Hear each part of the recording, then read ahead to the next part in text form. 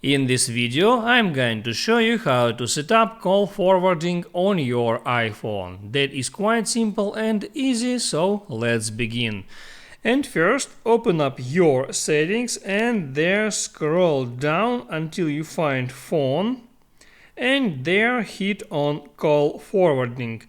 Now first you have to wait a couple of seconds and then you are able to enable that option. It calls call forwarding and it comes the next option forward to. You can hit on that and there enter the number that you want to forward to all your calls.